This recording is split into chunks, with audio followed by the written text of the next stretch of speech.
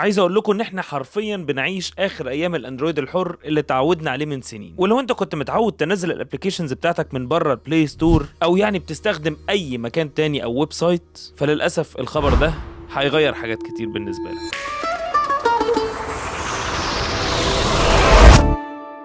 جوجل قررت على نهاية 2026 انها هتحط قيود حديد على عملية السايد لودنج.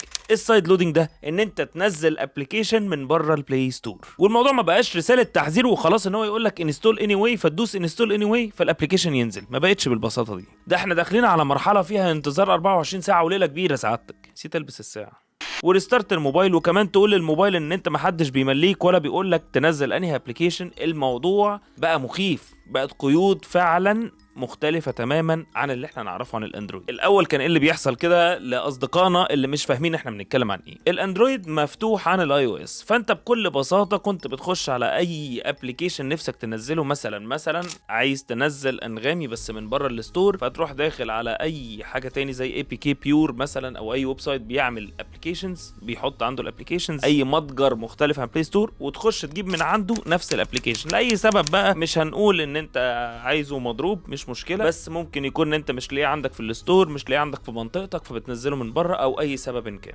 احنا كمبرمجين كنا لازم نخش عشان ننزل على الستور على جوجل، ندفع رقم معين، ناخد اللايسنس ان احنا نقدر ننزل الابلكيشن اللي احنا طلعناه. طب انا مش عايز ادفع يا جوجل، كنت بخش على حاجه زي اي بي كي بيور او اي متجر تاني، وابدا اقول له انا عايز احط الابلكيشن بتاعي عندك بدل ما احطه على البلاي ستور، وخلاص انا حليت كده المشكله. طلعت الاي بي كي حطيته في اي حته، وانت كمستخدم او اند يوزر تقدر تنزله من الحته الفلانيه دي. ولما كنت بتيجي تنزله كنت بس بتخش على عندك الاعدادات او سيتنجز وتقول ان انت تمام بالنسبه لك ان انت تنستول فروم انون سورسز. اكيد انت فاكرها واكيد عملتها كتير. وتيجي تدوس على الزرار يقول لك انا ما اعرفش الكلام ده، فتقول له انستول اني واي، انا تمام انا عارف، ويروح منزله. صح، حلو قوي ان احنا واصلين للنقطه دي مع بعض.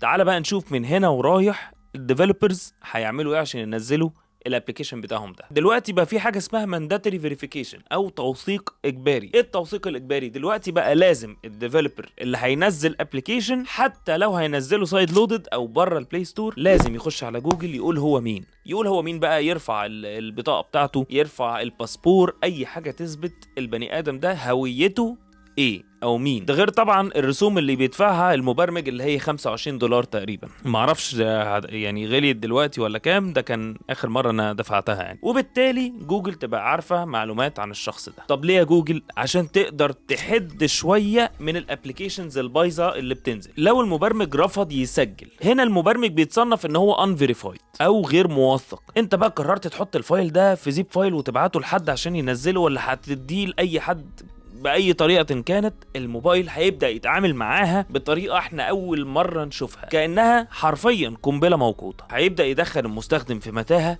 عشان يوصل ازاي ينزل او يعمل انستول او يثبت الابليكيشن اللي مش موثق ده. بس في استثناء صغير للقاعدة اللي جوجل نزلتها، والاستثناء ده معمول للهواة والطلبة، وده بيتيح ليك ان انت تقدر تنزل الابليكيشن اللي انت عملته على 20 موبايل فقط. اكتر من كده كيش، وثق، وريني. انت يا سيدي خلاص عايز تاخد الريسك ان انت تنزل الابليكيشن اللي انت مش واثق فيه واللي هو غير موثق، وخلاص انت موافق، انت هتمضي، انت تمام. تعال بقى نشوف المتاهة اللي جوجل هتبدأ تدخلك فيها. اولا لازم تفعل وضع المبرمج او الديفلوبر مود، ان انت تخش على البيلد نمبر في about وتبدأ تدوس عليه 7 مرات لحد لما يبدأ يقولك دلوقتي انت ديفلوبر، وفتحت الديفلوبر مود او الديفلوبر اوبشنز يعني. وهتلاقي اوبشن جديد اسمه allow unverified packages، والاوبشن ده طبعا مش هيبقى ظاهر بره، فهتلاقيه جوه الديفلوبر اوبشنز بعد ما تفتحها. وبعدين يبدأ يسألك سؤال مريب اول مرة نشوفه، هل حد بيمليك تعمل كده؟ طب ليه يا صديقي؟ طبعا ده عشان الناس الكبيرة اللي ممكن تكون مش فاهمة قوي هي بتنزل ايه، فبيسألها سؤال يحسسها خلي بالك اللي انت بتعمله ده مش اصح حاجة، فيبدأ يشك. تخيل مثلا المكالمة اللي بتجيلك من البنك، اللي هو واحد بيشتغلك وبيقولك مليني الرقم بتاع كريدت كارد بتاعك. نفس طريقة السرقة دي او اللي هي السوشيال انجينيرنج. يبدأ يكلمك ويقولك معلش خليك معايا، انت موبايلك في خطر، انت حياتك في خطر، خش على الموقع الفلاني ونزل الابلكيشن اللي اسمه كذا. وتيجي تعمل انستول،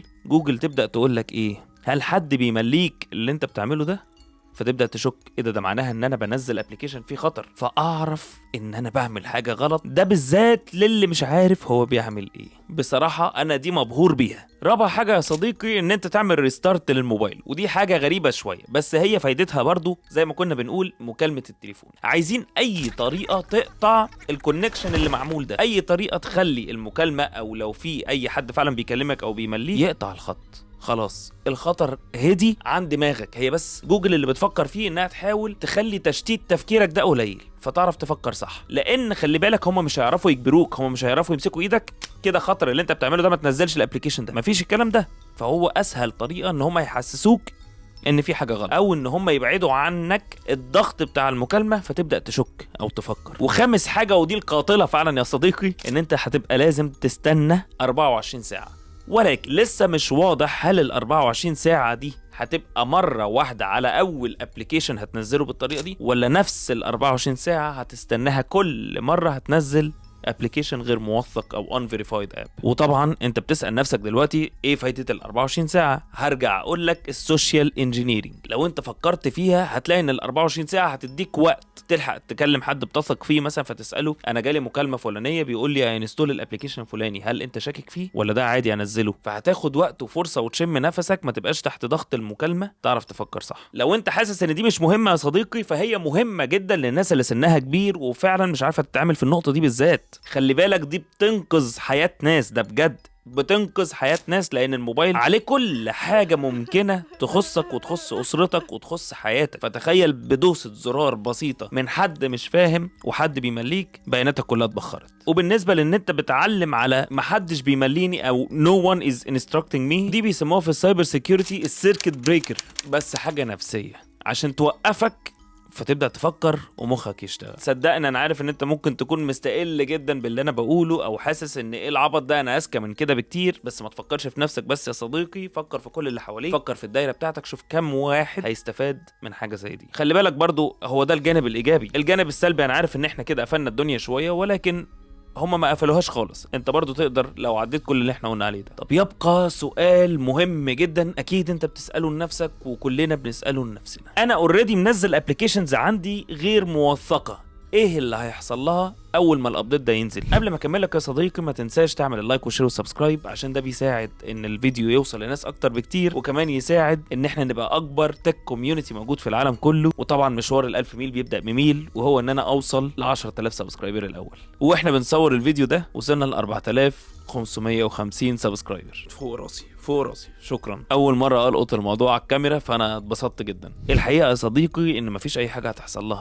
غير ان هو بس ممكن يطلع لك رساله او وورنينج يقول لك ان ده ابلكيشن غير موثق امسحه. وهتبدا تحس انت بقى بالموضوع اكتر لما تبقى عايز تعمل ابديت للابلكيشن، هتروح منزل نفس الاي بي كي فهتبدا تخش في الدايره اللي احنا قلنا عليها. لكن مفيش حاجه، لان انا شفت ده بوست على الفيسبوك ومنتشر والناس متجننه ان جوجل هتقفل لي، مفيش حاجه اسمها كده، هم مش هيتحكموا في موبايلك. او طبعا لو غيرت موبايلك ورجعت تنزل من الاول كل الابلكيشنز دي فهتخش في الدايره دي على طول. وفي النهايه يا صديقي اللي انا عايز بس اقوله لك ان جوجل مش بتقفل الدنيا، جوجل بتحاول توازن بين الامان المطلق وحريه النظام اللي احنا اتعودنا عليها في الاندرويد. ولكن طبعا في ناس كتير بدات تتضايق من جوجل وتقول انت كده بتقلدي ابل وبتقفلي علينا السكه. لو عايز بقى كمان يا صديقي تعرف موضوع اوروبا والقرار اللي قالته عن تغيير البطاريات فما تنساش تشوف الفيديو. ولو لسه ما شفتش فيديو ليه جوجل مابس بتلبسني في الحيط فما تنساش تشوف الفيديو ده. واكيد اللايك والشير والسبسكرايب، واكيد كمان واشوفكم في فيديو جديد.